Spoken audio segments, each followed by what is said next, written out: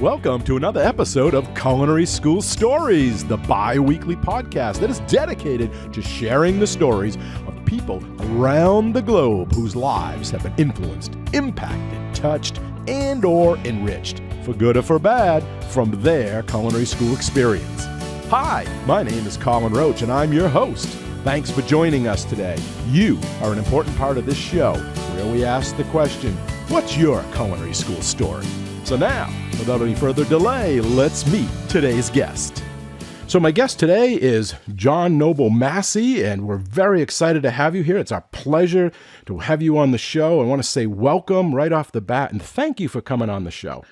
Well, it's my pleasure to be here, Colin. It's we've been knowing each other a while now, and this is just a great opportunity to reconnect with you and also connect with some of your listeners. Yeah, this is fun. I'm glad we could carve out the time for us to do this and have this chat about, because I know you're going to have some culinary school stories. You also have a very unique perspective, I think, because not only were you a student, but you've taught in a few different schools, so you'll be able to give us that perspective as well. But I'd like to start right out with kind of school. What made you go? I mean, I know your dad is a very well-known chef in the industry, and was he a driving force that got you to go to school, or you chose it on your own? Tell us how that materialized.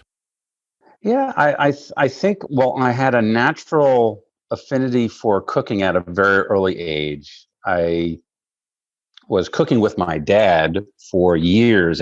Started off at summer camp. He ran the food service at a summer camp up in upstate New York, Point of Pines Camp for Girls, 300 girls. So imagine cooking for those campers 3 meals a day. He was the executive chef. And when I was really young, I was going to camp at the neighboring boys' camp. And when I turned 13, he had the great opportunity to say, "Hey, John, why don't you come over and work as the assistant to the assistant baker?"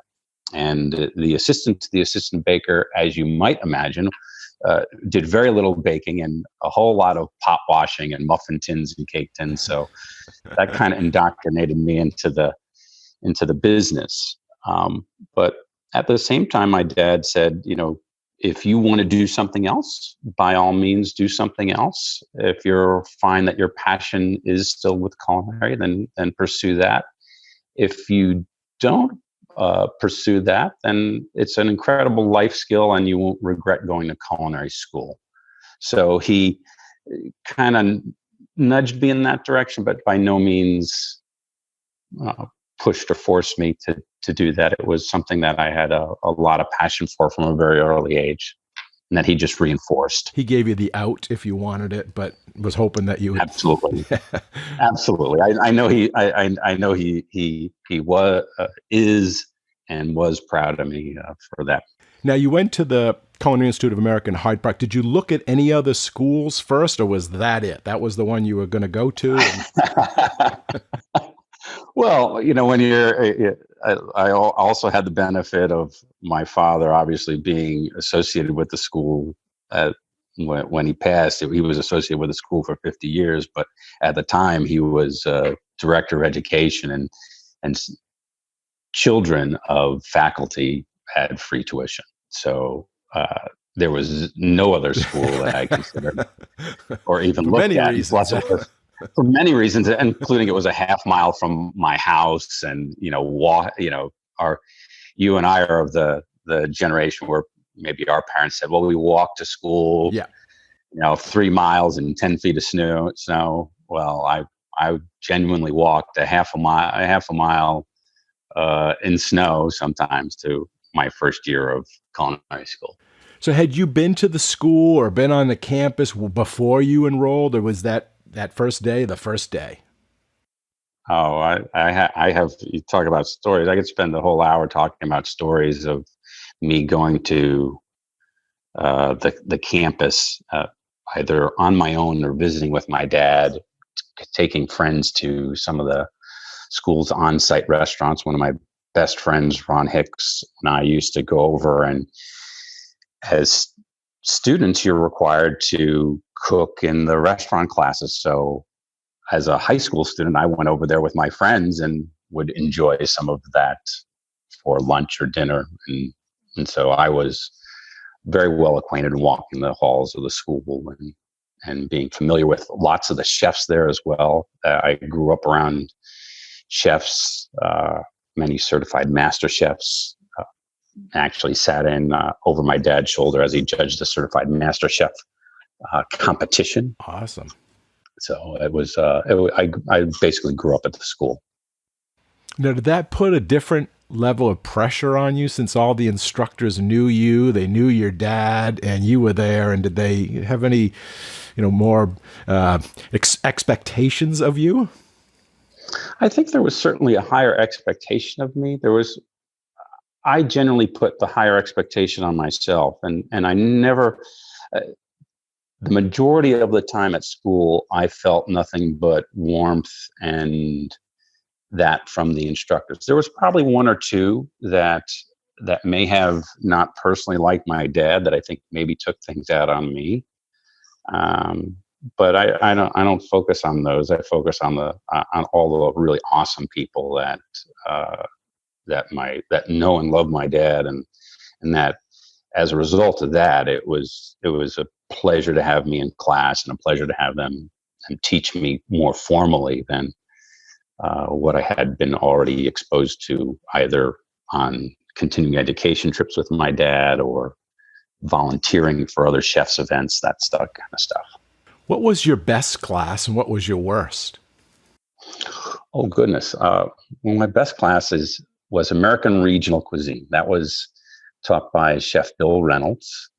He was teaching, and obviously a cuisine that you don't really become that familiar with all of the regional aspects, or you may be aware of some of them, like barbecue, but then all the other things that drove that. So he was the perfect balance for me at the time between an old school formal chef and a little bit newer mindset of teaching different styles and new techniques and things. And so I really loved him as a teacher, and then that class and the content. The class that I liked least would have to be a storeroom. Getting up at that time, I was awakened by a clock radio, and I had my clock radio set at whatever station it was for the first day. I think you had to be in by, I want to say you had to be in by 5. So I set my alarm at 4:00, and I slept through it because there's nothing but static on Hudson Valley radio at 4:00. So please, and if my students listen to this now, they'll recognize that I am a stickler for timeliness. And so I was probably guilty. I had perfect attendance at the school, but I was late that day. And that kind of set the tone for the rest of my class with that teacher. And just was, I'd rather be cooking and happy stuff. Right. Storeroom, while important, purchasing and all of the specs for that. I did learn a lot in that class, but the professor himself was not good. Shall go unnamed. You don't get to create, you don't get to eat. You probably don't, have that freedom. It's a little bit more dry. So I can imagine. Absolutely. Yep. What advice would you give to someone wanting to or go to culinary school? Or, it's changed, but you have that perspective of modern culinary schools today. If someone came up to you, what advice would you give them? What would you want them to know? Yeah, that to me is so important, Colin. I think be present. Be present. It's so easy nowadays with technology and smartphones and that to not be present. But students are paying for an education. You're paying to go to that school to learn from that chef and instructor. There are things that they will teach in class that they'll teach either from a textbook or for their own memory. But chefs and instructors and professors are so inspired. The good ones are really so inspired when they get asked thoughtful questions, or someone has an interesting comment or poses something that is interesting and creates some conversation that that really helps learn. So be present, ask questions. Those are the kind of things that I'd recommend to any student, whether it be culinary or otherwise. Good, good. Do you think a student needs experience before culinary school? Is it just a good thing to have, or they could just come in without anything? Well, when I went to CIA, they required 2 years of culinary experience, and my 2 years consisted of I started culinary school when I was 17. I think I was the youngest entrant into the school because I had graduated high school a year early. But my 2 years was validated because I had from 13 to 17, I had all of that summer camp work experience. I'd worked in kitchens there and then catering. I think it's invaluable from the sense of getting an understanding of what the industry is, the being on your feet, the lack of 9 to 5 schedule, working holidays and weekends and long hours and hard, challenging times. You think that challenges were significant before what we're experiencing now with this COVID virus. It's significant, and so having experience allows you just to understand: is this something for me, and is this not something for me? And if you enjoy it, and if you have that little bit of nutty gene where you get really excited about that cooking and being in that environment, then absolutely this is the industry for you. And if on the other hand you have some experience, and it may turn people away. Today seems like some of the students get at least a lot of experience in maybe their high school, their secondary schools are in pro, so they're getting it, maybe not in the industry, but at least they're get over that shock value. They know what to expect when they kind of walk in. Yeah, I see some of the kitchens out there in some of the high schools, and they're equipped like hotel kitchens. I actually helped Miami Beach Senior High with some consulting and helped them develop going from like a homemaker kitchen to a professional kitchen. Mm-hmm. And that type of experience is you're seeing more and more in high school. So that's kudos to them for doing it and setting it up. Yeah. So what is one common myth about culinary school that you want to debunk?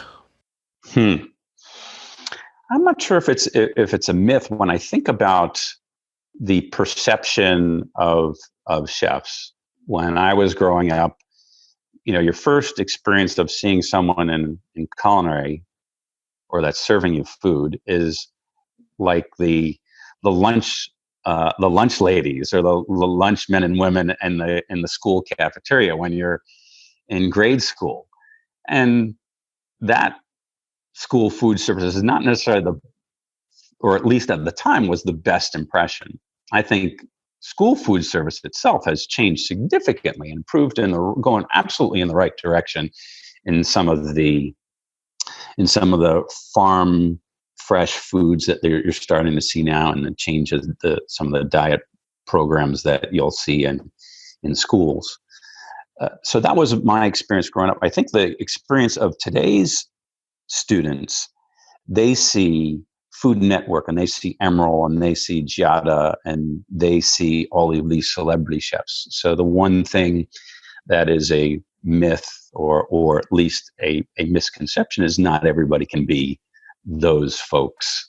And if you go in with the expectation, I don't want to deter anybody from their aspirations, but there are a handful of those folks out there. And you absolutely need to be doing something cool and different and totally unique to be afforded the opportunities that Guy Fieri has or any of those folks that are actually on TV and doing that. And so they do us a service, those folks, for creating some positive image of chefs, but sometimes it sets a unreal expectation for students that come in thinking that they're all going to be that. Mm-hmm. But also, I think they get the idea that it's going to be quicker getting to wherever they Yeah, want to yeah, go yeah. than it really is going to. It's going to take some time. Yeah, yep, yep. Oh, I had a student ask me, and they knew that I was doing consulting, and they said, "Chef, what can I do to be a consultant?" And my response was, "Well, spend 30 years in industry learning learning the hard way and all of the trips and falls along the way, and learning from those, and then you'll be a much better consultant than you are fresh out of school." Yeah, now you have value for that client. You can say these are the mistakes you don't want to make. Exactly. Let's transition into now the perspective of the teacher, because we looked at it from a student and things have changed since you and I have been in culinary school. So now, you've have the unique opportunity to teach in many different schools. Maybe you could tell us what those schools were, and is there any difference between the education from these different schools, or maybe a different philosophy, or how they approach their culinary education for their students? Yeah, I think, well, Art Institute of Fort Lauderdale was my first teaching experience. I have a lot of respect for Jack Kane, who ran that program before it closed, brought me on, really gave me my first start in teaching. And so I appreciate that opportunity. And I ran the school restaurant there, Chef's Palate, for like 5 years. It was an awesome opportunity where you got to teach students real life experiences, both front and back of the house, cooking and serving. And I got my first taste of teaching there. There was a very small school. We had 3 kitchens and 1 bake shop. Okay. And so it was small, intimate. I knew lots of the students there. Still, I'm very connected with several of them that are out in the industry. Also taught at Johnson and Wales with you and some of our colleagues over there. That was a great experience. Another great local school, national reputation. I got to teach a wider variety of courses there. The students, in terms of diversity, very diverse campus, if I remember. And we had a lot of, and that creates for some really interesting discussion with students when you have international students or students from the Caribbean with local Latin students, and just a good diversity mix. And really some of the classes there are some things that I'm trying to reinforce now at Florida International University, where I currently teach. The third school that I taught at before I became full-time at FIU was San Ignacio University over in Doral. And their headquarters is out of South America, but they mandated all of their classes be taught in English. And so I got to expand my, as much as they wanted classes taught in English, there's a predominantly Latin student there, as you'd expect. Mm-hmm.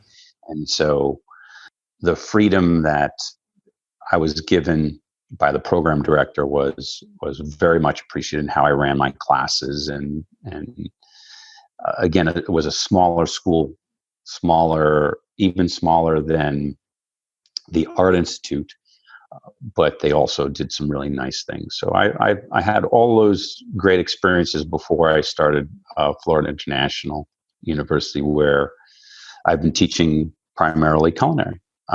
And really enjoying those classes. I teach at FIU right now. I teach an introductory class. I teach an advanced class, which runs a full-time restaurant open to the public, and then international cuisine, a couple other classes as well. Right. Now, some of those were private, some are public, FIU, state school, some were for profit at the time. And yes. You also had, some of them were their major, correct, was culinary, like at Johnson Wales and Art Institute. And now right. There may be like electives or one class as part of a different program. Do you see a difference in the students, I would guess, or maybe their drive or where their career path will be heading? Oh yeah. I think at the Art Institute, we were pure culinary. There was some baking and pastry, but the restaurant that I ran was mandatory for both baking and pastry and culinary. So, and we obviously served awesome desserts out of there. So it was a good experience all around. The students there, probably some of the hardest working, the larger percentage of those students worked and went to school at the same time. So they were juggling a whole bunch of things. So, but they were committed to food. At Johnson Wales, I was in the hospitality school. And so there were some classes where I had culinary students in those classes, but it was primarily hospitality students that were either graduated from culinary and had transitioned to hospitality as a next degree, or were just sticking with hospitality purely. At San Ignacio, they started off having a culinary program, but it wasn't sustainable there. So that as well shifted to 100% hospitality. And I ended up actually teaching also a business course there, which my background in operations was really advantageous to. At FIU, we have culinary classes as part of our core curriculum. So if you're doing anything in the world of hospitality, tourism, events management, food and beverage, it's mandatory unless you've been to a 2-year culinary school that you come into my class. And the way I teach that class really focuses on their communication skills with professional chefs. Teaching or learning how to cook, I always feel, is a byproduct of my class. They'll learn how to cook in that class, but primarily I want them to communicate well with a chef like you or I that has years and years and background and experience, so they can talk intelligently, set high expectations, and make thoughtful suggestions to dishes. I think this needs to be garnished differently. What if we plated it this way? What if we used this standard of ingredient versus this standard? We're currently using like canned Parmesan Kraft in a jar. What if we were to get some fresh Parmigiano Reggiano, market it, and shave it for the guest table side? Those are the kind of things that I'd love for my students as managers to be talking with chefs about and push the envelope quality-wise. Awesome. Yeah, it's very interesting to see it. They don't have to be experts, but they have to know enough to be able to associate with the kitchen, the back of the house, and be able to manage that. That's it, exactly. Yeah. Now, FIU's famous or well known for working with the South Beach Food and Wine. And that's just an opportunity that's just really awesome for the students to get out there and see the celebrities, but also see how to put on these events. Maybe you could speak to that a little bit and how that, extracurricular type stuff, it helps out in the curriculum, helps in the students' learning. Absolutely. It is our premier signature event for the school and has generated over $30 million in student scholarships, put on by Southern Glazer Wine and Spirits in cooperation with the school, Food Network, and Cooking Network. We have thousands of student volunteers over the years, and it reinforces our dean's drive to give students an experiential learning experience. They can learn all you can in a classroom from a textbook, from a really awesome professor, a really awesome chef instructor. But unless they're out there dealing face-to-face with a customer, or dealing face-to-face working with a celebrity chef, doing a festival like this, it takes a lot of hours. And to give students the experience to work at an event, and not only just a general event, but the leading food and wine event in the U.S. is awesome. I started at FIU 5 years ago.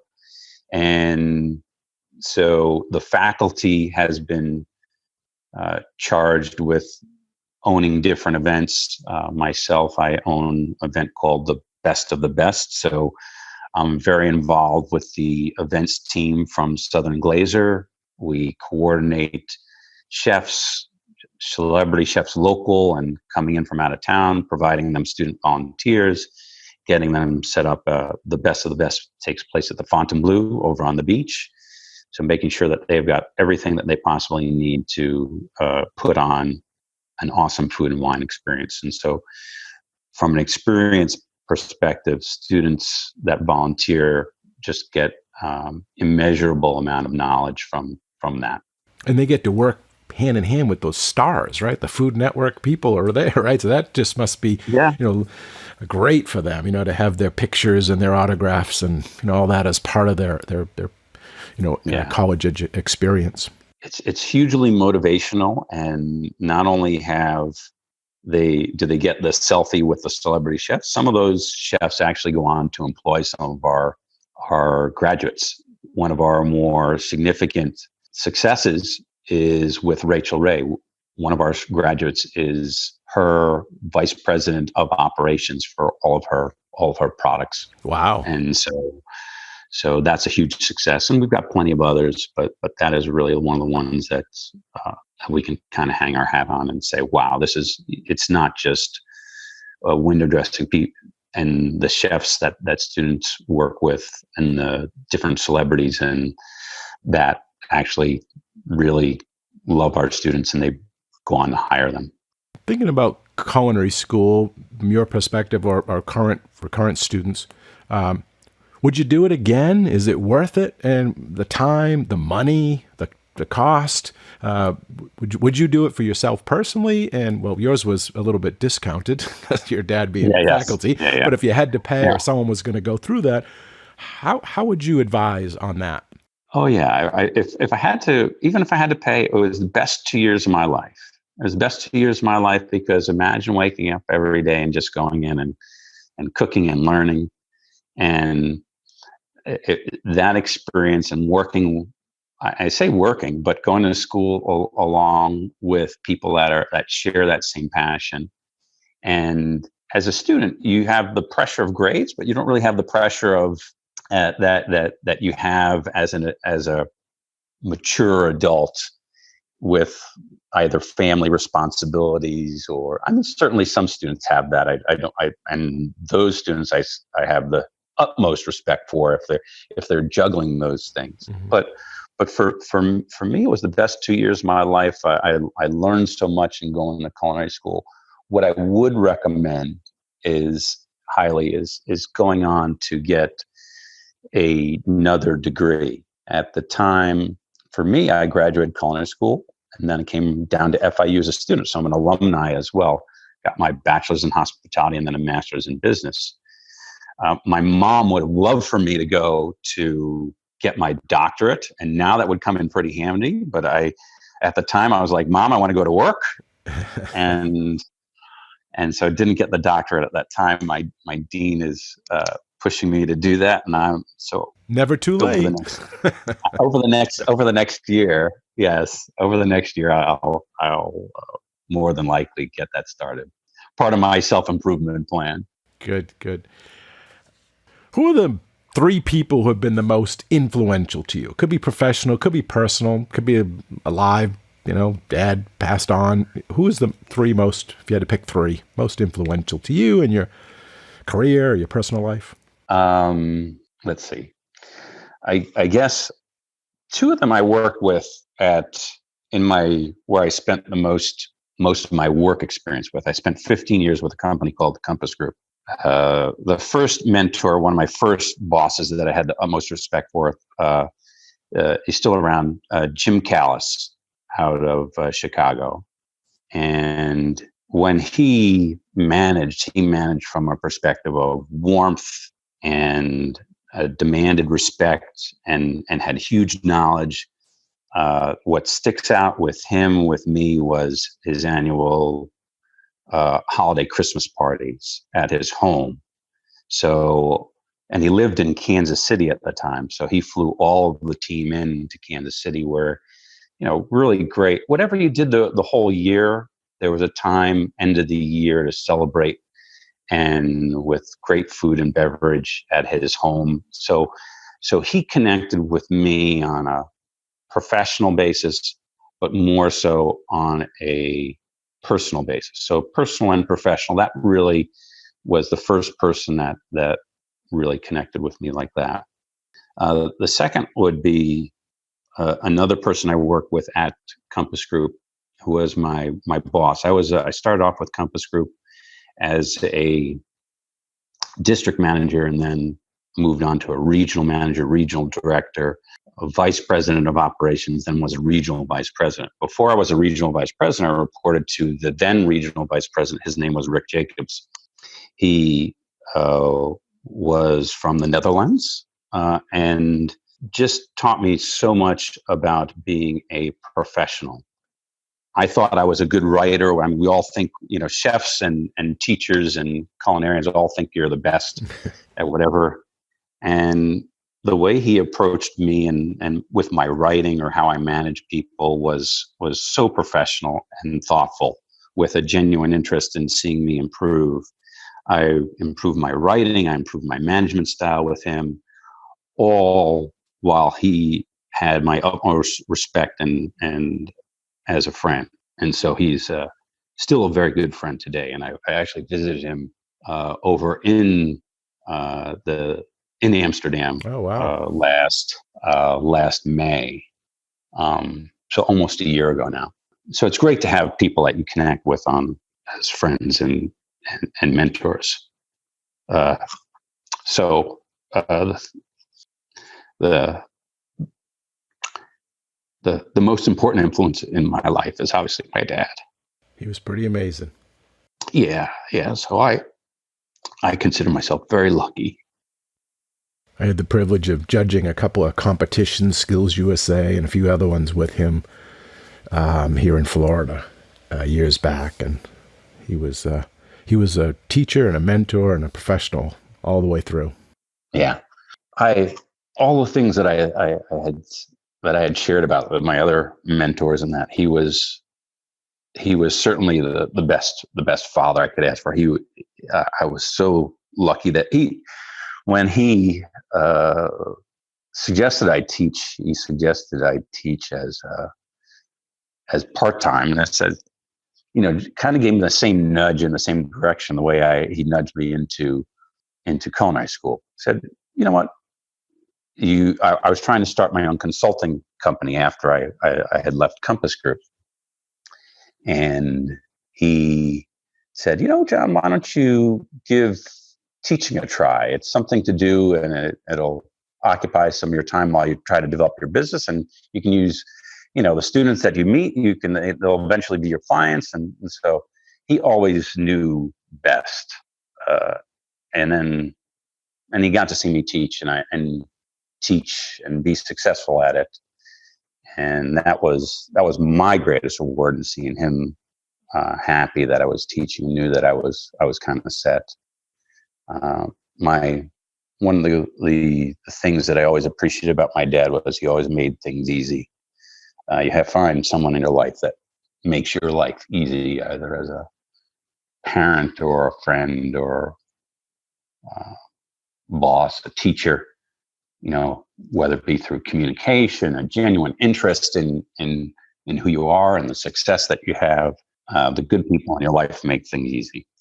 Sounds like he knew just how much leverage to apply to you as well. Like, not push too hard, but knew just enough to. Yeah. So I think those things are great life lessons for me. Yeah. He gave me many of those.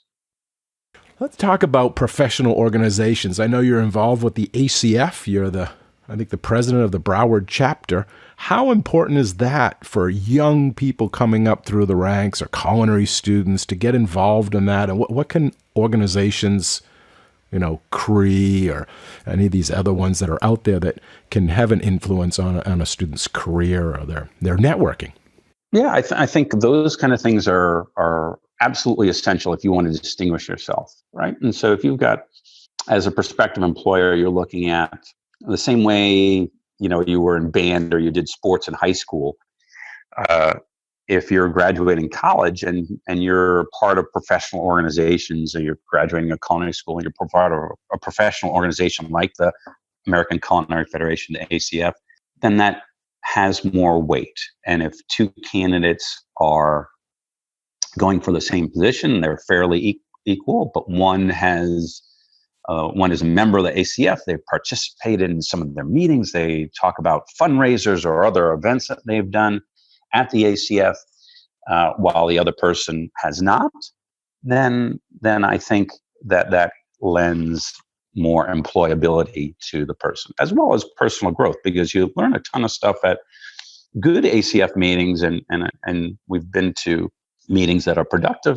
Some may not be as productive as others, but ones that are really good, inspire you. You're doing brewery tours. You're having demonstrations of different things. You're going to a bakery tour. You're going to one of the meetings that we had that was awesome was at Halpern's, where they're showing you high quality meat fabrication and all of the fresh fish coming in. And so those kind of things should get people excited.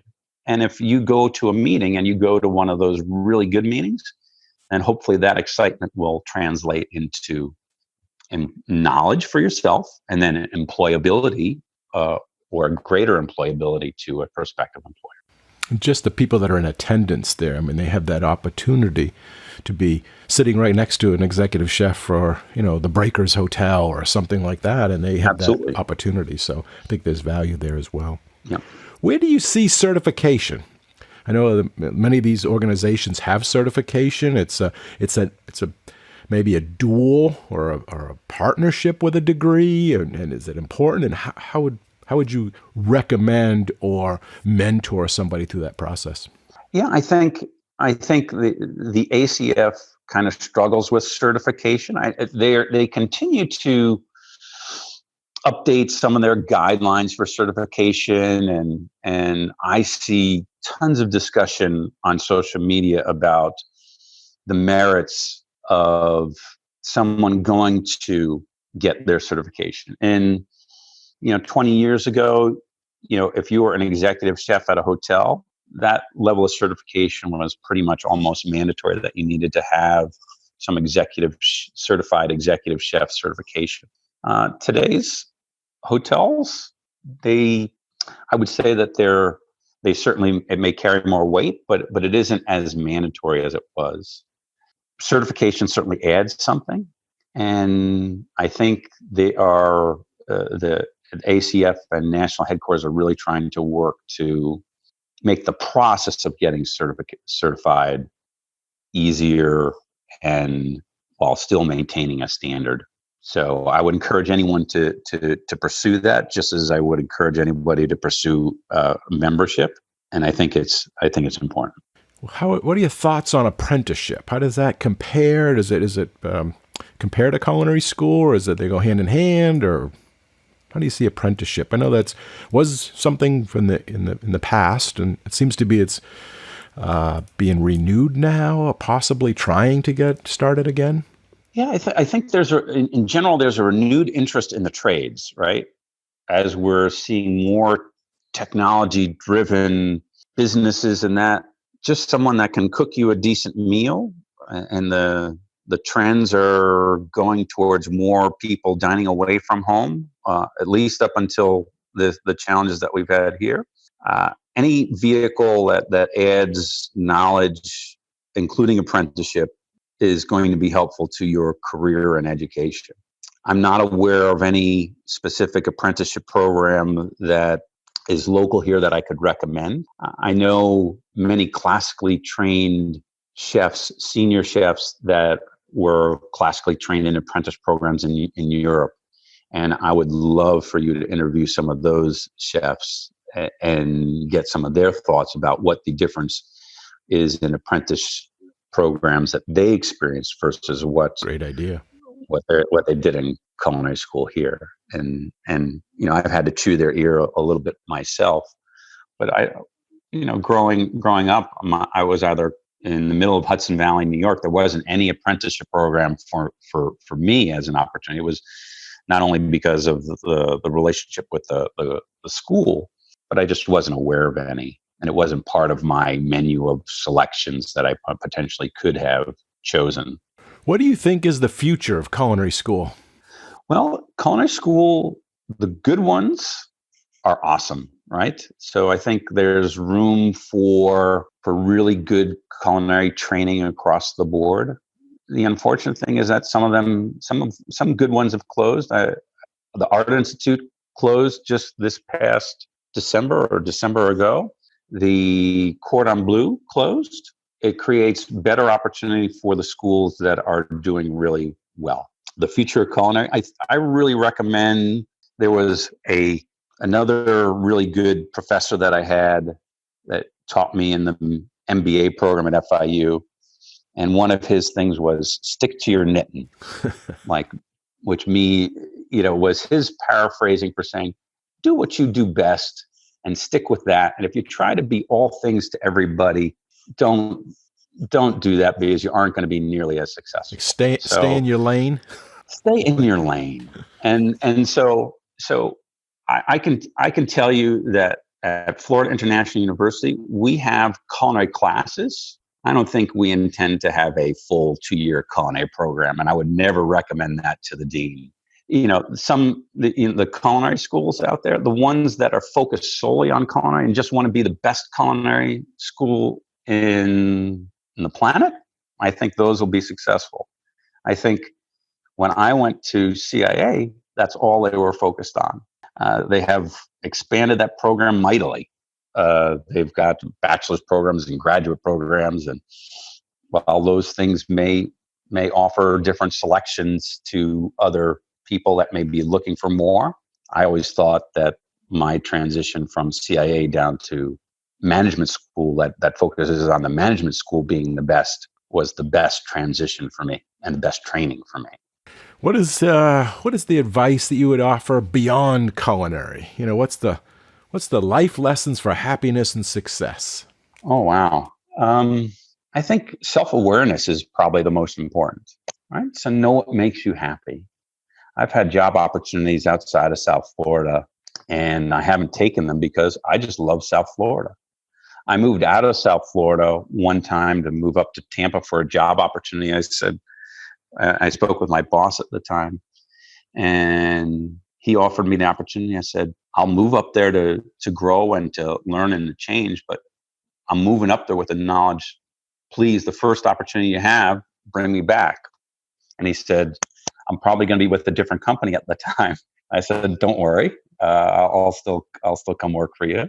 And I was up in Tampa a year and a half. And then to the day, I got a voicemail from him saying, hey, I have an opportunity for you in South Florida.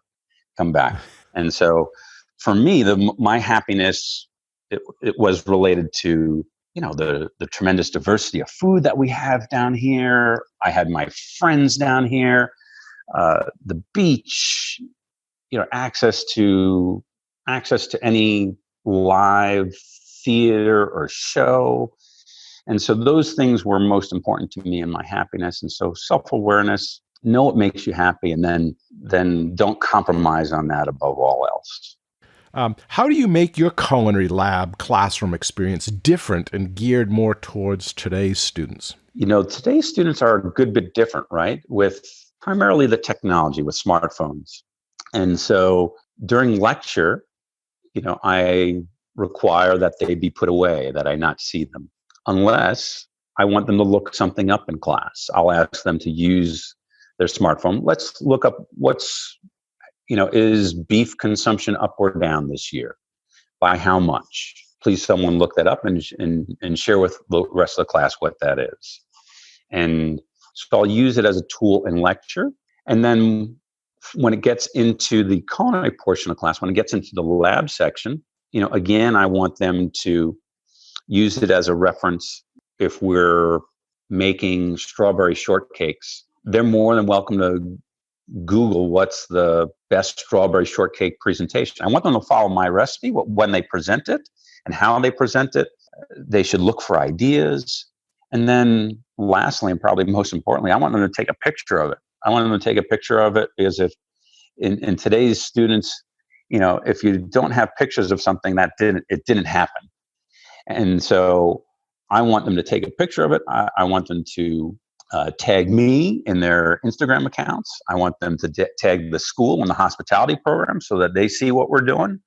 And if they're proud of it, that's an awesome thing for a student. And they have a better experience as a result of it, and something tangible. And so I think using that technology, the professors or instructors that they push it off entirely, or think that no technology is the answer. That's not the answer. That's not the answer. Particularly with today's students, you're fighting against a very strong headwind. And so use it to your advantage. Be creative and use it to your advantage, and make sure that it's supportive what you're trying to teach. And I think I'm able to do that as a result of those things that I do. Yeah, it's a tool. If it's the right tool for the job, then use the technology. Yeah. Sure. Yeah. And that goes hand in hand with, you mentioned earlier, social media. So are you encouraging the students to use that as well? Like, you mentioned Instagram and posting those things and tagging. And that's kind of the modern day. Yeah, I think when I first started out in my teaching career years ago, I struggled with connecting with students either on Facebook or Instagram. I wanted to keep my private life private, and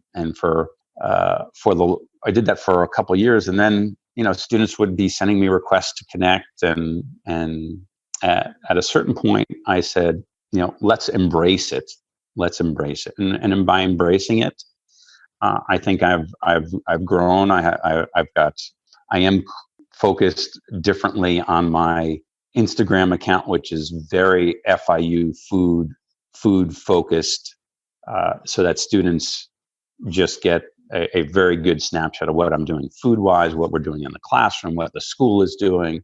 So that is very specific branding focused towards the school and the food. And then I keep my Facebook more personal. Mm-hmm.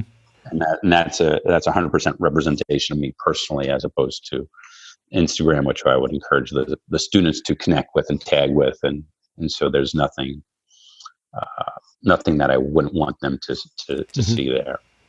Yeah, I agree. I think it's really important. We've actually added an elective class at Johnson Wales that I teach, media training for the culinary student, the culinary professional. Oh. And it's to show them how Fabulous. to do blogs and podcasts and Instagram and all of those other, even YouTube.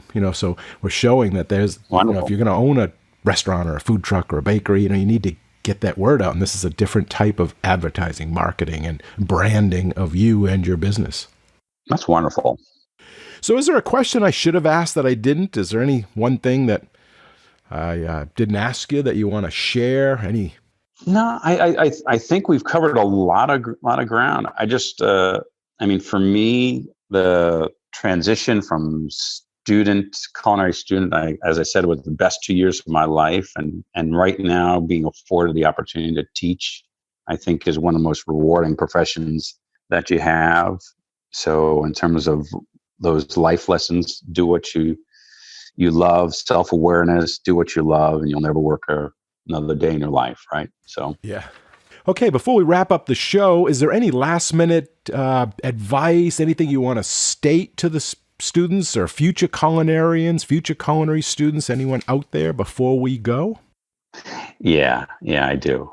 Whenever I start at the beginning of the semester in each of the classes, I say three things. I say, I want you to think. I want you to think really hard and think about why you're here. Think about what I'm saying in class, and hopefully I'm going to ask some questions. We're going to teach you some things that encourage you to think. I also want you to share questions with me, right? The idea of this being a two-way street when we're teaching is so important. And asking thoughtful questions. You asked me the advice of what I'd give to a prospective student. Ask questions, be present. And so sharing those questions is important. So think, share. And then lastly, and the most important, I think, in this business is to have some passion. Have some passion in anything and everything that you do. And that passion, should make you happy. You should do things that make you happy. Do what excites you. And I think the people that are most successful in this business, in the business of culinary, in the business of hospitality, are the ones that are most passionate. So that's a great place to finish. Yeah. Life is short. Get in the game. Yes. Well, that is just about all the time we have for this episode. And I want to thank you, John, for coming on the show today and sharing your culinary school story with all of us. We really appreciate your time, your insight, your honesty. Thanks again. And I really enjoyed our chat. So did I. I appreciate it very much, Colin. All righty. And a big thanks and appreciation also goes out to all of you, the listeners. We hope you enjoy the show and this episode. You all are a big part of this show, so please let us know what you think. Your comments are always welcome, and they help us in making the best show possible. You can email them to culinaryschoolstories@gmail.com. That's culinaryschoolstories@gmail.com, or even leave us a voicemail at area code 207-835-1275. That's area code 207-835-1275. And if you like the show, we have a big ask of all of you, and that is to share the podcast with everyone you know, and to give us a positive rating and review on Apple Podcasts. Okay, until our next Culinary School story, take care and be well. Bye-bye.